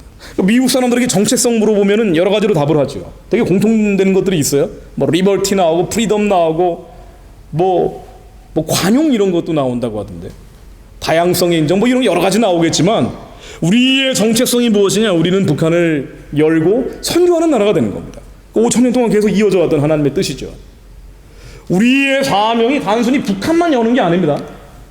자, 이 얘기 좀 더 말씀드릴게요. 북한만 여는 게 아니라 우리 민족이 통일을 해야 되는 이유는 왜 북한을 구원해야 되느냐? 해야 될 일이 있기 때문에. 북한 사람들은 그러나 거지와 노예가 아니라 우리 민족의 절반이란 말이에요. 우리 이 민족들 절반과 함께 해야 될 일이 있는 거죠. 함께 해야 될 사명이 있는 거예요. 혼자 받은 게 아니라 5,000년 동안 같이 받은 겁니다. 그래서 북한 사람들과 함께 오히려 사탄의 맹공격을 받았던 북한 지역이 하나님의 선교의 기지가 돼서 물맷돌처럼 뻗어가야 되는 가장 큰 단이 되어야 되는 땅이에요. 원래 평양이 동방이 예루살렘이라고 불렸던 것처럼. 그래서 왜 북한을 열어야 되느냐? 왜 북한의 인권을 얘기하고 왜 북한 사람들을 구원하고 해방해야 되느냐? 이 사람들이 살려낸 뒤에 해야 될 일이 있기 때문에. 제일 먼저가 중국 선교입니다. 중국을 열어야 돼요. 이게 우리 민족의 사명이란 말이죠. 마치 다윗의 열쇠처럼 하나님의 선교의 열쇠가 한민족이 딱 잡고 있는 겁니다. 연해주 가보면은요, 연해주가 그 러시아 땅 시베리아 밑에 있잖아요. 200만밖에 안 됩니다, 인구가. 한국 사람들이 5천만인데 남한 인구가 5천만이에요. 그런데 200만밖에 안 되는데 영토는 우리 한반도 영토의 75%나 돼요. 어마어마한 영토인데 인구는 없고 자원은 풍부하고 토지는 비옥하고. 이 북한 열고 나면은요, 남쪽으로 난민들이 내려오는 게 아니라 이 사람들 북쪽으로 올라가서 이 지역을 개발을 하면서 뻗어가야 되는 거예요. 시베리아로, 저 몽골 초원으로, 티벳의 고원으로 스탄 국가를 향해서 계속 뻗어가기 위한 기지가 바로 한반도고, 그 위에 만주와 연해주, 예전에 고구려 땅인 겁니다. 그런데 제일 먼저 열어야 될 것이 중국이죠. 자, 중국은 세계 7대 인권 탄압 국가입니다. 북한이 왜 저 지경이 됐냐면요, 중국 때문이죠. 중국이 있기 때문이에요. 그래서 한국의 보수 우파들은 중국 굉장히 싫어하는데, 중국 사람하고 중국 정권하고는 완전히 다르죠. 우리 중국 사람들을 사랑하기 때문에 그들에게 복음이 전해져야 된다고 얘기하는 겁니다. 그러나 이들을 잡고 있는 저 공산주의 체제는 적그리스도적인 성격을 가지고 있단 말이죠. 이거 완전히 다른 겁니다. 억압하고 압제하는 것이 특징인데, 이게 한번 보세요. 이게 중국의 정치범 수용소입니다. 젊은 사람들이죠. 한창 일할 사람들을 가둬놓고 있는 건데, 이 사진은 신강에 있는 강제 수용소 모습이라고 해요. 여기에 100만 이상이 구금되어 있다고 합니다. 아니, 신강이라는 지역이 있어요. 위구르족 살고 있는. 여기에만 100만 명 이상이 있대요. 많게는 250만이라는 얘기도 있습니다. 이 위구르족, 회회족이라고 하는 사람들 여기다 가둬놓고 있고요. 이 사람들뿐 아니라 중국 전역에 이런 강제 수용소 점으로 찍어놓은 사진입니다. 이거 라오가이라고 하는데, 노동교화소라고 하는 라오가이라고 하는데요. 북한의 정치범 수용소가 여기서 온 거죠. 여기서 온 겁니다. 그래서 중국의 공산주의 체제가 무너져야 북한도 무너질 거라고 얘기하는 분들도 있어요. 예전에 소련이 깨지면서 동독이 깨졌던 것처럼. 근데 그렇게 되면은 너무 오랜 시간이 걸리죠. 그래서 저는 북한이 열리고 중국이 열려야 된다고 보는 사람입니다만은, 하나님은 아시겠죠. 그러나 이 중국의 라오가이라는 강제 수용소가 1000개가 넘는데, 아까 신강 지역에 있는 100만 명 포함해서 500만 명 넘는 사람이 아무 죄도 없이 끌려가 있습니다. 500만 명이면은요, 전라남도 전라북도 주민 합친 것보다 많습니다. 이 많은 사람들이 그냥 끌려가 있는 거예요. 그리고 이 중국에 있는 소수민족들은 그야말로 인권이라는 거는 기대할 수가 없어요. 이게 티베트 족속인데 뭐 분신자설하고 별의별 일들을 다 하고 있죠.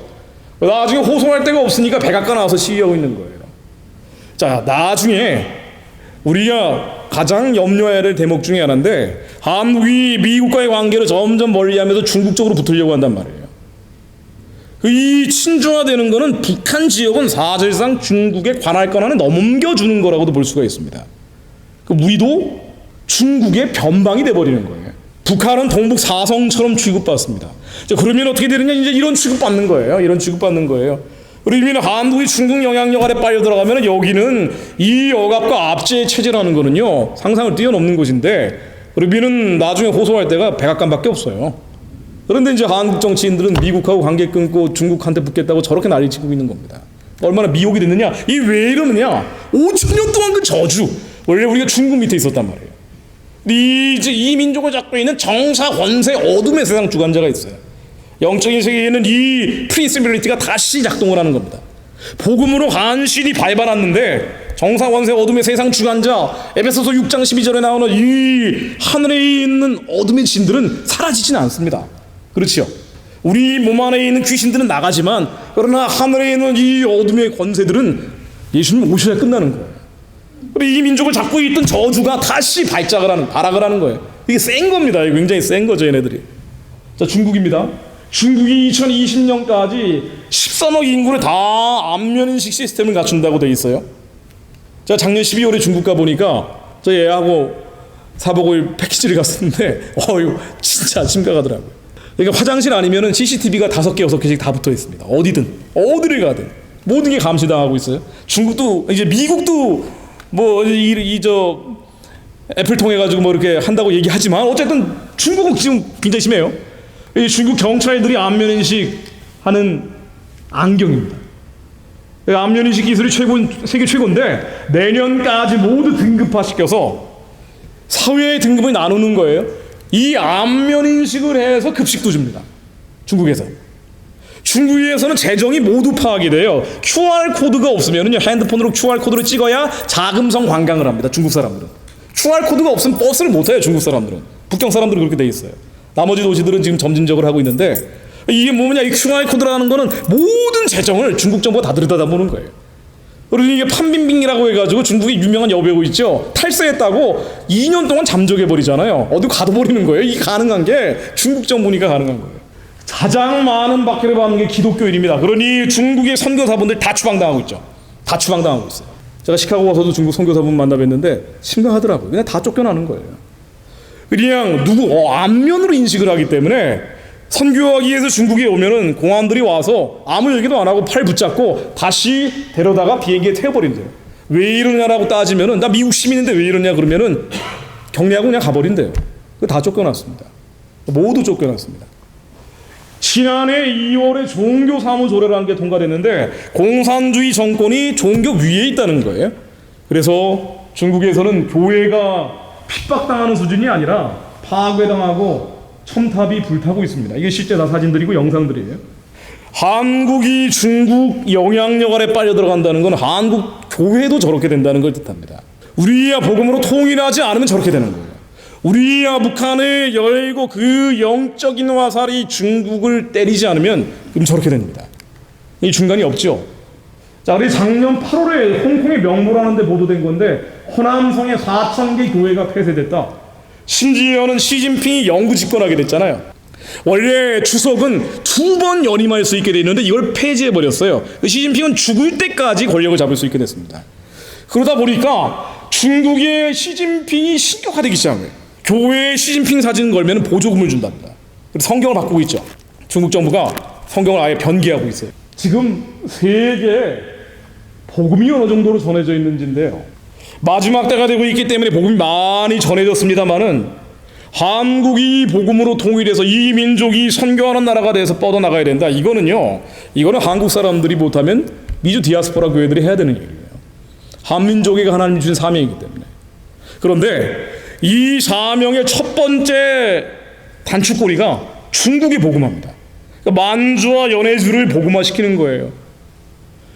우리의 만주와 열애제를 복음화시키고 중국을 영적으로 흔들어 깨우면 이런 수치들을 좀 더 면밀하게 들여다볼 수가 있습니다. 자, 이 수치가 9.3% 5%가 뭐냐면요, 전 세계 언어 가운데 7,148개가 있다 그래요. 이 언어 가운데 성경책이 신약이든 구약이든 번역되어 있는 게 9.3%래요. 이게 물론 2012년 통계입니다만은 거의 비슷하다라고 합니다. 선교단체에서 공식적으로 받은 겁니다.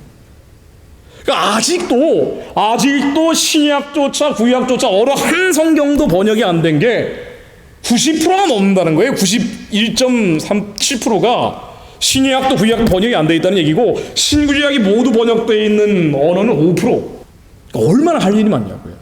얼마나 할 일이 많냐고. 예수님 오시기 전까지 얼마나 해야 될 일들이 많으냐는 겁니다. 우리 민족이 하나님한테 이 은혜를 받았으면 이 은혜를 전하기 위해서 해야 될 일들이 너무나 많다는 겁니다. 1억 1천만 인구, 전 세계 70억 인구가 있는데요, 1억 1천만, 아직도 1억 명 넘는 인구가 성경을 아직 본 적도 없다라고 통계가 나옵니다. 얼마나 많은 사람들에게 복음을 전해야 되겠어요? 반쪽짜리 성경을 접한 사람은 15억 1천만. 그러니까 쪽성경이라도 본 사람들은 15억 1천만. 아직 60억 정도 되는 인구들이 그것조차 안 됐다, 뭐 이런 얘기입니다. 제가 간단한 강의는 여기서 마칩니다. 그런데 제가 이제 전하고 싶은 말씀이 있습니다. 우리의 사명, 한민족의 사명을 말씀드렸습니다. 어마어마한 일이죠. 북한만 구원하는 게 아니라 북한을 구원한 뒤에 중국을 복음화시키고 해야 될 저 전 세계 열방들, 이방의 잡족들이 저렇게 많다. 너무 어마어마한 일이죠.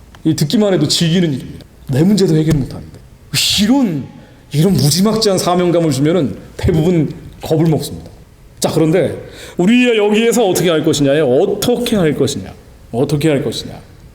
주님 말씀을 제가 몇 개 인용을 해보겠습니다.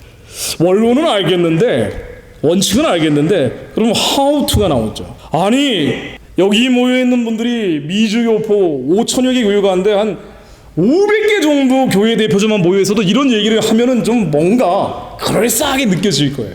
그러나 전혀 그렇지가 않습니다. 너무 황당무계한 얘기를 드리죠. 맞습니다.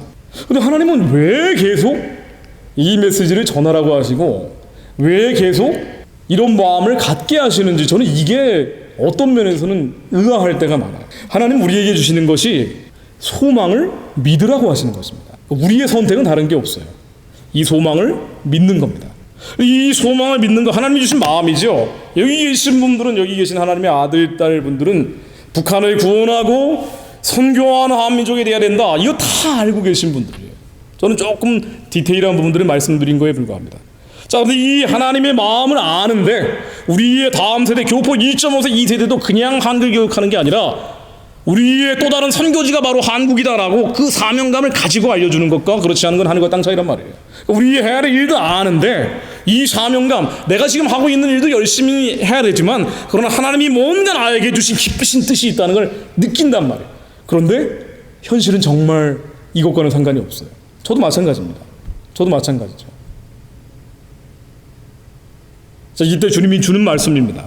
제가 한번 읽어보겠습니다. 마태복음 14장 30절 31절, 제가 여러 말씀들을 한번 인용하고 기도하겠습니다. 마태복음 14장 30, 31절에 주님이 이렇게 얘기하십니다.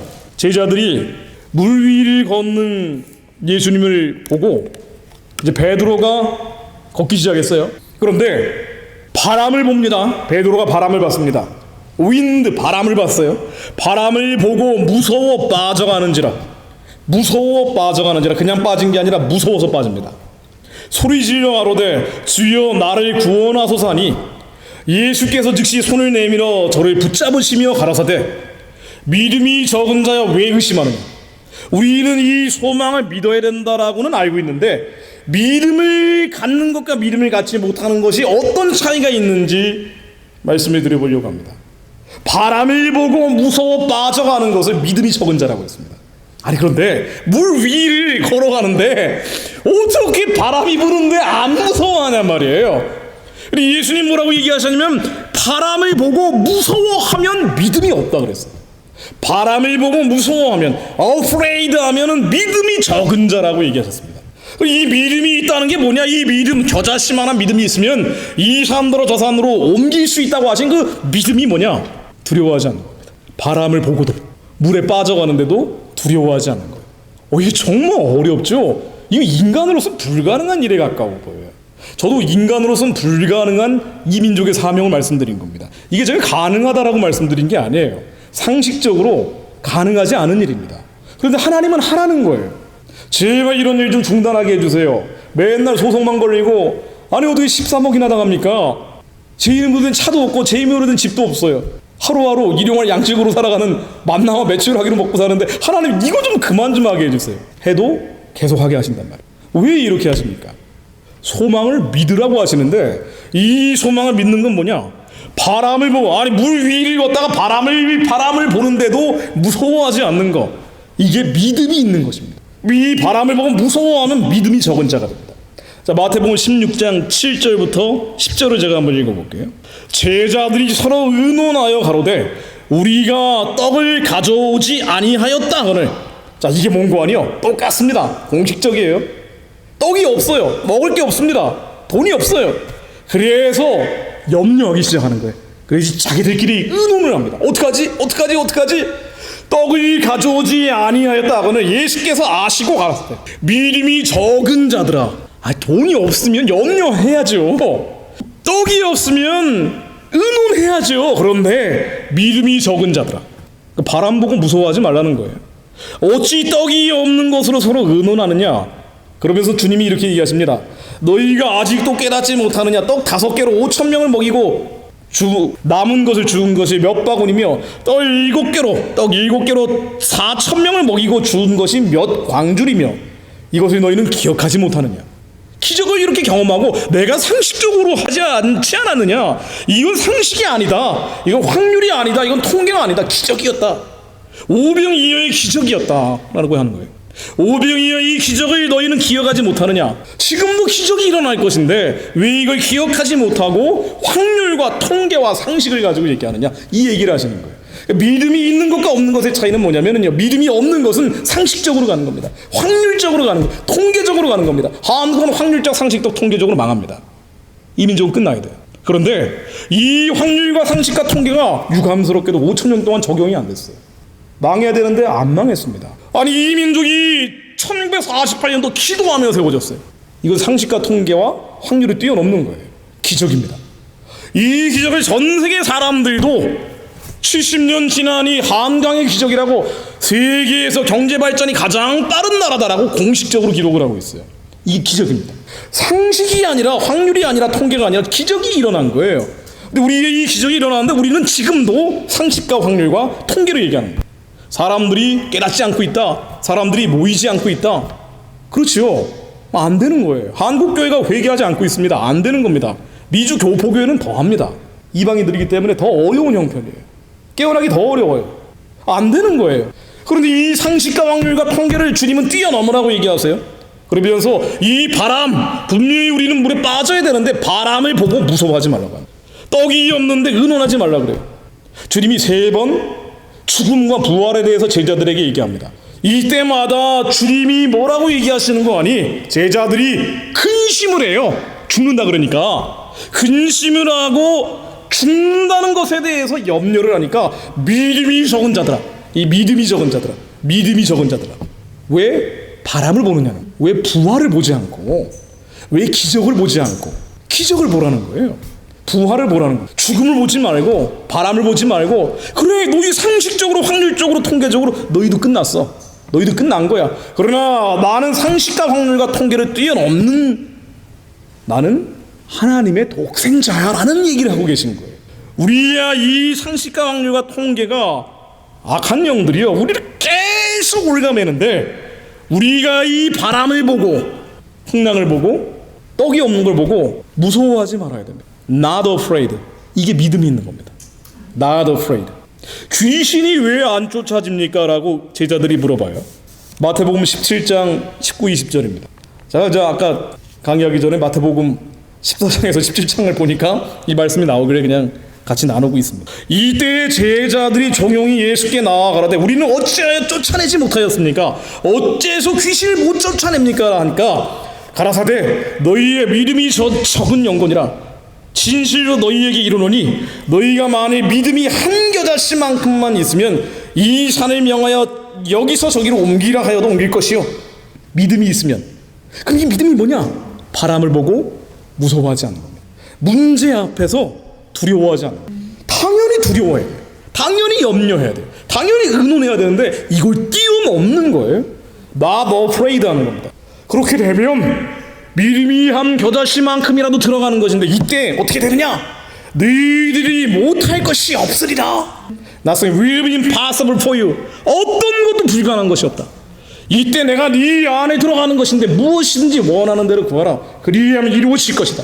사람 숫자가 아니라, 사람의 세력이 아니라, 조직이 아니라, 단체가 아니라, 이제 시애틀 사람들이 깨어나고 있구나, 이걸 보고 하는 게 아니라, 우리 육신의 정욕, 안목의 정욕으로 판단하는 게 아니라, 바람을 보는 것이 아니라 하나님을 보고 두려워하지 않을 때, 그때 겨자씨만한 믿음이 나오는데 이때 못할 것이 없을 것이다. 이때 남은 자들, 남아있다라는 것도 기대할 필요가 없겠더라고요. 남은 자들도 기대할 게 없어요. 이걸 또 보는 거예요. 우리는 바람이 안 부네. 여기는 우리의 이 바람도 볼 필요가 없습니다. 남은 자도 볼 필요가 없어요. 우리 자신이죠. 우리 안에 겨자씨만한 믿음이 있으면 못할 것이 없으리라. Nothing will be impossible for you.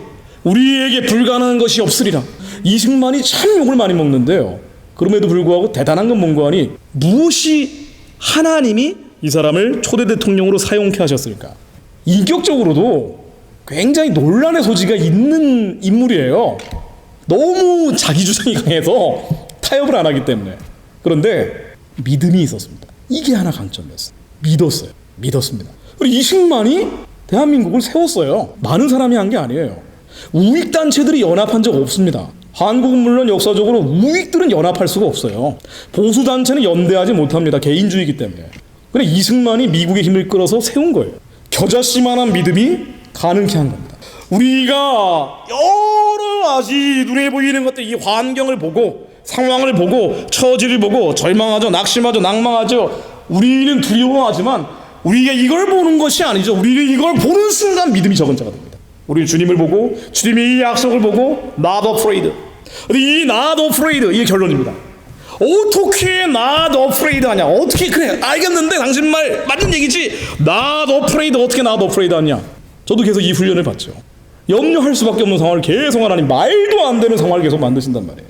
염려할 수밖에 없는 상황들, 이 상황은 누구나 절망할 수밖에 없는 상황들. 절망스럽죠. 절망스러운데 때리면 아픈 것처럼 어떻게 항상 기뻐하냐고요. 불가능한 거예요. 이거는 기뻐할 수가 없는 상황인데, 너무 억울한데 하지도 않은 걸 했다라고 제자들이 공모해가지고 음해하고 있는데 어떻게 기뻐합니까? 어떻게 범사의 모든 일에 감사하냐고요. 어떻게 해야 될까? 기도하다가 제가 든 감동은 이겁니다. 쉬지 않고 기도하는 것밖에 없더라고요. 쉬지 않고 기도해야 바람을 보지 않게 됩니다. 쉬지 않고 기도해야 무서워하지 않습니다. 쉬지 않고 기도해야 기뻐할 수 있습니다.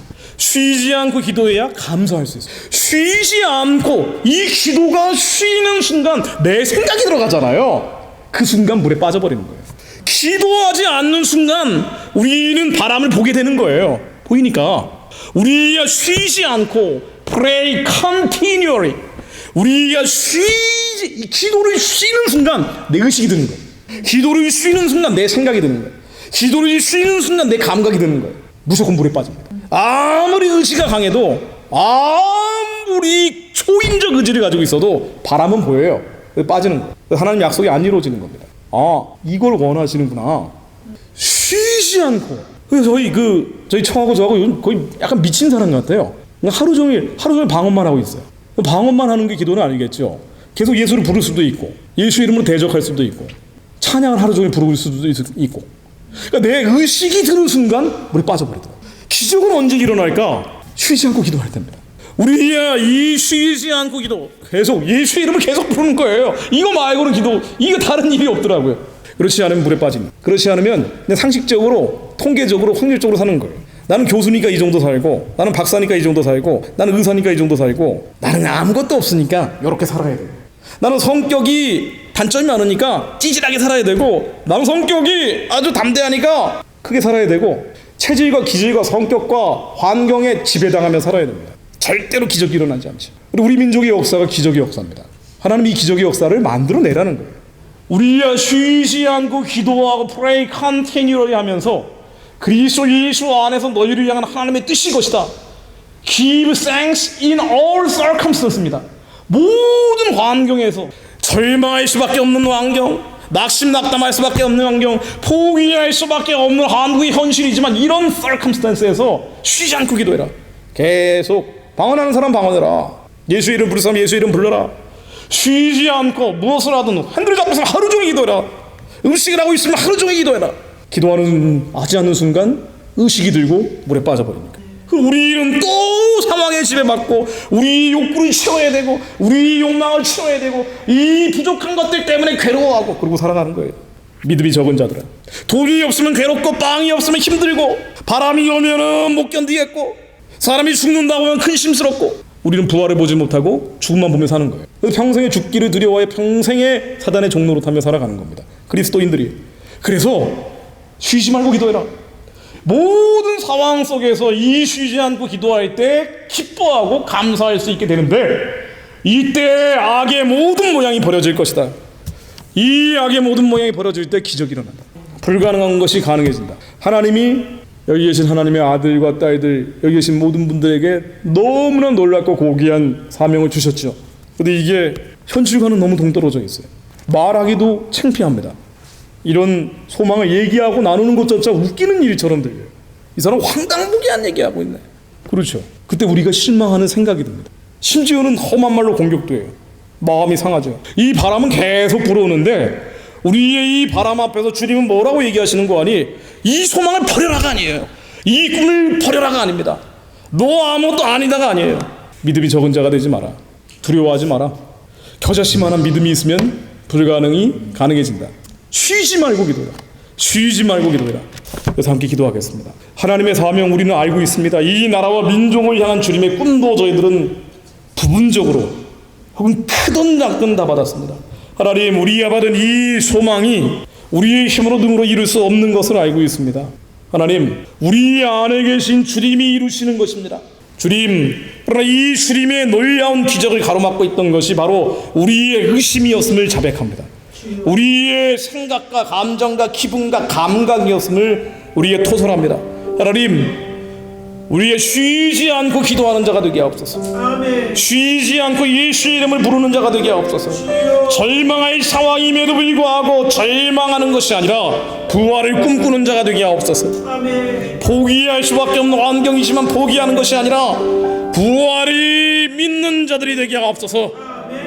오직 예수 그리스도의 이름을 부르며 하나님의 뜻이 이루어짐을 의심하지 않게 하시고 하나님 기적이 우리의 인생에 벌어진다는 걸 믿게 하옵소서. 기적이 하나님 우리의 사역 가운데 벌어진다는 걸 믿게 하옵소서. 기적이 우리의 가정 가운데 일어난다는 걸 믿게 하옵소서. 하나님의 뜻이 우리의 민족 가운데 일어난다는 걸 믿게 하옵소서. 주님의 이름 부릅니다. 주님의 이름 3번 힘차게 부르고 우리의 의심했던 모든 우리의 생각과 감정과 기분을 붙잡고 있는 다른 영들이 예수 이름으로 떠나가라고 선포합니다. 주님의 이름으로 우리 안에 모든 어두운 망상들이 예수 이름으로 떠나가라고 선포합니다. 주님의 이름 3번 힘차게 부릅니다. 주여 주여 주여 라바야라 샤라라바나 하나님 하나님 하나님 하나님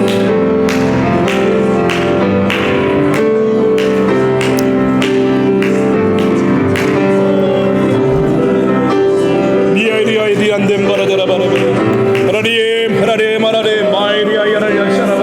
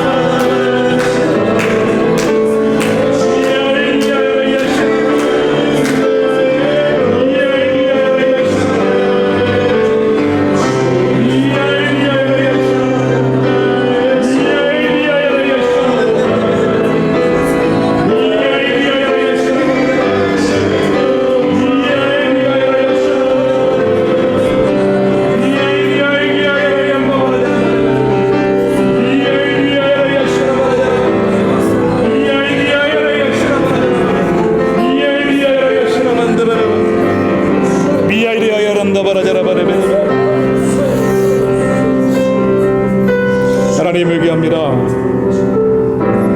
저희들이 신앙이 있다 하면서도 말씀대로 살지 못할 때가 너무나 많습니다. 저희들이 항상 기도하지 않았던 우리의 잘못을 용서하여 주옵소서. 얼마나 우리 겉사람의 생각에 감정에 기분에 빠져 있을 때가 많았는지,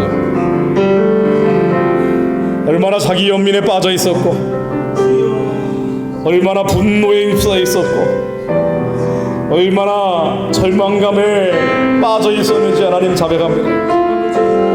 객적인 이야기들과 세상적인 위로에 저희들이 맡길 때가 얼마나 많았는지, 먹고 싶은 거 잘 먹고, 하고 싶은 거 마음껏 하고, 갖고 싶은 것 다 갖고, 가고 싶은 데 다 가는 것이 행복이라고 착각했던 그런 데가 얼마나 많았는지요.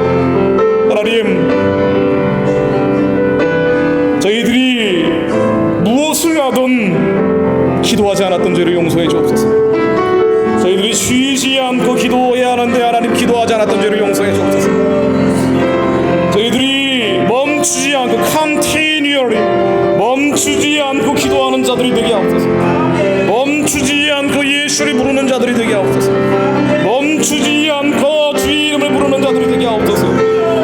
하나님, 저희들의 기도가 멈춰질 때 사단이 귀신처럼 알고 저희들의 빈틈에 파고들어 우리를 상식적으로 살게 하고 확률적으로 살게 하고 통계에 따라 살게 한다는 걸 알고 있습니다. 돈이 없으면 괴롭고 환경이 나빠지면 힘들고, 하나님, 우리가 주님 따라 사는 것이 아니라 세상 따라 살게 됩니다. 하나님, 저희들의 기도가 멈춰지지 않게 하옵소서. 저희들의 기도가 멈춰지지 않게 하옵소서.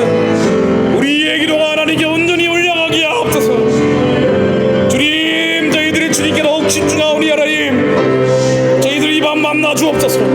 저희들이 강력하게 붙잡아 주옵소서. 주님, 저희들을 강력하게 붙잡아 주옵소서. 주님의 이름 다시 한번 크게 부릅니다. 주여, 마이리아라 샤라바라자라바라바라, 미아이리아라 샤라반다바라자라바라, 미아이리아라 시리가바라자라바라바라바라, 미아이리아라 샤라바라자라바라바라, 미아이리아라 샤라반담바라자라바라, 마이리아이리아야 맘바바라자라바라, 미아이리아라 샤라바라자라바라바라, 미아이리아라 샤라바라자라바라바라, 미아이리아라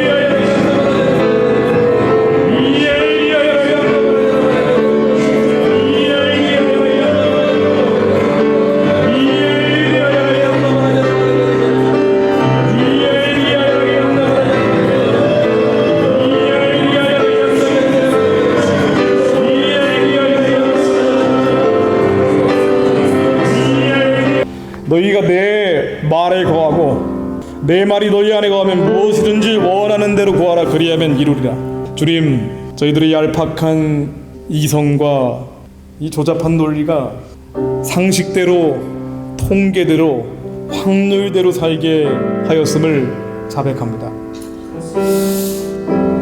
사람이 많으면 잘 될 것 같고, 돈이 있으면 이루어질 것 같고, 광야의 길을 내시고 사막의 강을 내시는 분이 하나님이신데, 하나님, 저희들이 바람을 보고 적당히 타협하며 살았던 것을 하나님 자백합니다. 하나님, 세상의 초등학문과 헛된 속임수 따라 저희들이 살았음을 자백합니다. 한국이 망할 것 같으니 망할 것 같고, 흥할 것 같으니 흥할 것 같고, 하나님, 보이는 대로 저희들이 사는 것이 아니라 하나님의 뜻대로 사는 자가 되게 하옵소서. 바람을 보고 풍랑에 빠지는 것이 아니라 오늘이 네 번째입니다. 다음 화요일 날 한 번이 더 남았습니다. 시간마다 몹시 안타깝고, 과거에 저희들이 기도하기 위해서 어디 연락을 하고 하면은 그래도 참석하시는 분들이 참 많았는데 답은 옵니다. 어떻게 하죠? 이런 사정이 있어요. 저런 사정이 있어요. 이런 일이 있어요. 저런 일이 있어요. 성경 말씀 그대로예요. 장가도 가야 되겠고, 소도 밭으로 일도 가야 되고, 등등 많이 안타깝습니다. Anyway, 나라와 민족을 위해서 기도하지 않아도 우리 개인적으로도 너무 영적으로 우리의 입술의 찬양이, 우리의 입술의 기도가 너무 말. 너희들이 차든지 덥든지 하라. 차지도 덥든지 아니하면 내 입에서 너희를 도와요. 우리가 성경 말씀을 너무 많이 하는데 끝으로 부탁을 드립니다. 다음 화요일 날 한 번 더 마지막, 다음 화요일 날 하시고 다음 주에 떠나십니다. 내일 일은 모르지만은 하나님께서 저와 같은 귀한 종을 계속 하나님께서 미주에서, 한국에서 계속적으로 하나님께서 기도의 불씨를 붙이는 남은 자들을 하나하나씩 모여질 수 있도록 그런 역사가 일어나기를 원합니다. 그래서 여러분들께서 화요일 날에는 참 힘들죠. 주말이 아니고 주중이기 때문에. 그러나 다른 분들에게도 소개를 하셔서 다음 화요일 날에 매주마다 어떤 말씀이 계속 달라져서, 어떤 말씀으로 또 하나님 역사하실지 모르겠어요. 기도하시면서, 그리고 다음 주에는 특별히 또 한국으로 가시는데 워싱턴에서 꼭 파송하시는 어떤 선교사님 같이 하나님의 종을 위해서 우리 같이 모여서 우리 김 대표님을 위해서 또한 특별히 같이 우리 기도할 수 있는 그런 시간도 갖기를 원합니다. 오늘 이 시간에 뜻밖의 이창 목사님 이렇게 오셨는데 참 감사합니다. 목사님 나오셔서 축도해 주시고 오늘 마치도록 그렇게 하겠습니다. 하늘과 땅을 지으시고 하나님의 이름을 부르는 자를 버리지 아니하시고 모든 나라의 흥망성쇠를 홀로 주관하시고 우리 모든 인생의 생사복을 주관하시는 만군의 여호와 하나님, 창조의 하나님, 왕중의 왕 되시고 천지의 대주제이신 하나님, 오늘 이 시간 우리의 기도를 하나님 들어주신 줄 믿습니다. 너무 가슴이 답답하고 벅차서 할 말이 다 나오질 않습니다.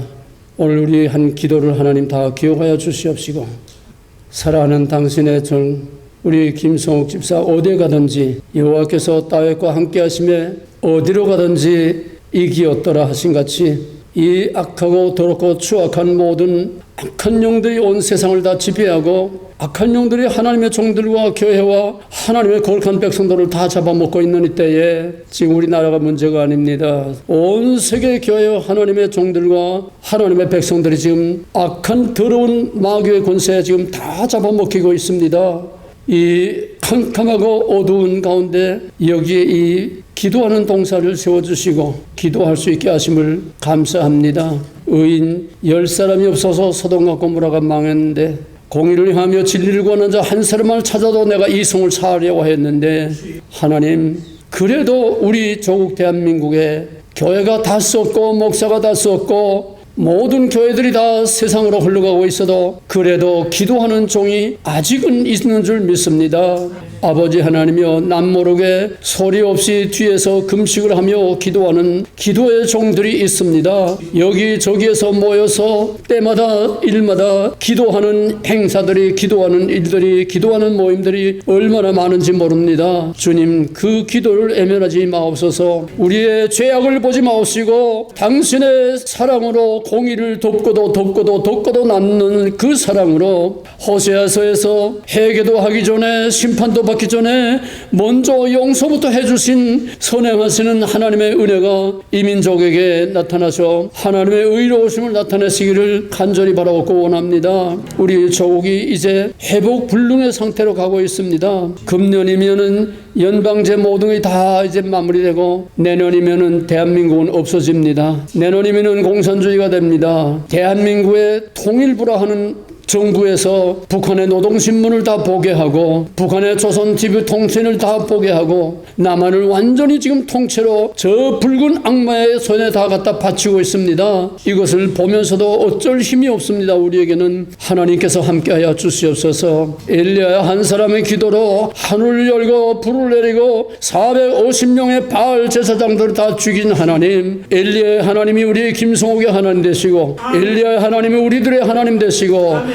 엘리야의 하나님이 우리 김영무 전도사의 하나님 되시고 엘리야의 하나님이 우리 한국교회 하나님 되시고 모세의 하나님이 우리의 하나님 되시고 다윗의 하나님이 우리의 하나님 되시고 그 땅을 정복한 여호수아의 하나님이 오늘 하나님의 거룩한 종들의 하나님이 되시고 이 민족의 하나님 되시고 한국교회 하나님 되시고 이 제단의 하나님 되시고 하나님의 이름을 부르는 모든 당신의 거룩한 남은 자들, 거룩한 백성들의 하나님이 되셔서 하나님이 더 이상 멸시당하고 조롱당하고 무시당하지 아니하도록 이제는 여호와의 영광을 나타냈을 때입니다. 여호와가 누구인지를 나타냈을 때입니다. 하나님 조롱하는 더 무리들로 설 것이 없고 있을 것이 없도록 하나님의 심판이 이젠 나타날 때가 되었습니다. 하박국과 같이 하나님이 계시면 어찌하여 하나님의 이름을 부르고 기도로 세운 나라, 순교의 피로 세운 나라를 이렇게까지 망가지도록 하나님께서 묵고하시고 모른 척하십니까? 하나님께서 불 속에서 연단하여 새롭게 하심하고 하박국에 말씀하셨지만은 주여 이제는 대한민국을 불 속에 들어갔다 다시 나와서 회복하기에는 너무나 시간이 촉박합니다. 저 북한의 70년의 포로 생활을 한 저들을 언제까지 놔두겠습니까? 저들의 20만 명의 지하교회에서 목숨을 내놓고 부르짖고 소리도 못 내고 기도하는 북한 지하교회 성도의 기도를 주님 기억하시고 수용소와 북한 땅에 뿌려진 수많은 순교자들의 피에 부르짖는 소리를 하나님 애면하지 마옵시옵소서. 주여 이 땅을 권고하여 주시옵소서. 이 땅을 권고하여 주시옵소서. 세계의 의목이 지금 한반도에 초점이 맞춰져 있습니다. 왜 그러겠습니까? 한반도를 통하여 하나님의 크신 영광을 나타내고 하나님의 누구심을 나타낼 마지막 때에 산 증거를 삼으시기를 원합니다. 하나님 대한민국을 통하여 하나님이 누구심을 온 세계로 두려워 떨게 하시고 저 중국의 붉은 용이 대가리가 깨져 부서나가게 하시고 영의 머리를 밟으시고 영을 점이시고 그 영을 점이신 하나님, 애굽의 모든 바알을 굴복하신 하나님, 하나님께서 저 북한 동포들을 속히 해방하여 주시옵시고 남한의 악령에 사로잡힌 자들을 다 진멸하시고 구원할 자를 구원하시고 회복할 자를 회원하셔서 남한의 교회가 다시 한번 6.25 때같이 산골짜기마다 금식하는 종들로 꽉 차게 하시고 삼각산과 노초에서 밤마다 눈에 쬐면서도 눈구덩이 속에서도 비가 오나 눈이 오나 새벽까지 밤새 부르짖던 그 울부짖는 기도가 다시 일어나게 하여 주시기를 간절히 바라고 원합니다. 6.25의 잿더미에서 오늘 이 영광의 큰 나라로 하나님께 세워주셨사오니 여수르니 배가 부름에 발로 쳤도다. 이 민족이 저 망한 이스라엘과 유다의 길을 따라가지 말게 하여 주시옵소서. 저들과 같이 망하지 말게 하여 주시옵소서. 이 마지막 때에 하나님의 거룩한 제사장 나라로 이 민족을 회복하시고 하나님만이 할 수 있는 능력으로 남북이 자유, 평화, 통일되고 온 세계에 하나님의 복음을 전하는 하나님이 누구있음을 나타내는 강력한 하나님의 마지막 도구로 삼아주시기를 간절히 바라고 원합니다. 하나님, 고레스를 통하여 포로를 하룻밤 사이에 나라를 뒤엎고 정권을 뒤엎고 하룻밤 사이에 노예가 자유함으로도 돌아온 것 같이 저들이 울며 돌아온 것 같은 이 북한 땅의 해방과 남한의 하나님의 거룩한 백성들의 자유함을 얻을 수 있도록 하나님 역사하여 주시기를 간절히 바라고 원합니다. 고레스를 통하여 역사하신 하나님, 하나님께서 트럼프를 통하여 역사하시옵소서. 트럼프가 이 때의 마지막 나팔이 되게 하시고 마지막 트럼펫으로 사용하여 주시기를 간절히 바라고 원합니다. 엘리야의 하나님이 트럼프의 하나님 되시고 모세의 하나님이 트럼프의 하나님 되시고 다윗의 하나님이 트럼프의 하나님 되시고 가나안 땅을 정복한 여호수아의 하나님이 트럼프의 하나님 되시고 다니엘의 하나님이 트럼프의 하나님 되셔서 저들에게 역사하신 하나님께서 트럼프를 통하여 하나님의 위대한 역사를 이루시고 이 미국을 다시 회복하여 주시옵시고 우리 조국 대한민국 동양의 예루살렘이라 하던 저 평양과 선천과 신의주 하나님 다시 회복하여 주시기를 간절히 바라고 원하옵나이다. 아버지 하나님이여, 다시 6.25 때와 같은 기도의 불길이 일어나게 하여 주시옵소서. 회개의 불길이 일어나게 하여 주시옵소서. 메마른 심령의 성령의 불로 붙여 주시옵소서. 갈멜산의 엘리야의 제단과 같이 메마라 죽어빠진 한국 교회의 제단마다 엘리야의 제단과 같은 하늘의 불로 응답하시고 역사하여 주시기를 간절히 바라고 원합니다. 하나님, 이 시간 다시 구합니다. 저 어린 종이 외로운 땅에 같이 외로운 싸움을 싸우고 있습니다. 하나님, 어디에 가든지 함께하여 주시옵소서. 성령의 불같은 능력으로 함께하여 주시옵소서. 사자들도, 미가엘의 사자들도 저를 에워싸고 둘러싸서서 감히 붉은 악마의 권세들이 저를 해지지 못하게 하시고 하나님께서 가는 곳마다 역사하여 주시기를 간절히 바라고 원합니다. 이제는 하늘과 땅을 지으시고 말씀으로 모든 마귀의 권세를 깨뜨려 부시고 십자가에서 용의 대가리를 밟아 부시고 죄와 사망과 영원한 마귀의 권세에서 우리를 구원하시고 영원한 하나님의 거룩한 백성으로 삼아주신 만왕의 왕 되신 우리 주 예수 그리스도의 몰아신 은혜와 만군의 여호와 하나님, 온 세상을 지으시고 멸하시는 창조의 하나님 되신 우리 하나님 아버지의 극진하신 사랑과 가망이 없는 야곱으로 거룩한 눈을 열어 12지파 12기둥 하나님의 왕국이 서는 것을 보게 하시고 말하게 하신 하나님의 거룩하신 은혜와 성령의 크신 역사와 감동하심이 여기에 모인 당신의 기도하는 천금보다도 더 귀한 기도하는 종들과 사랑하는 이 재단과 우리 김용우 전도사와 또 우리 김성욱 전도사와 가는 곳마다 하나님의 이름을 부르고 기도하는 재단들마다 하나님의 이름을 신실히 부르며 기도하는 모든 종들 위에 이제로부터 영원토록 함께 있을지어다. 아멘.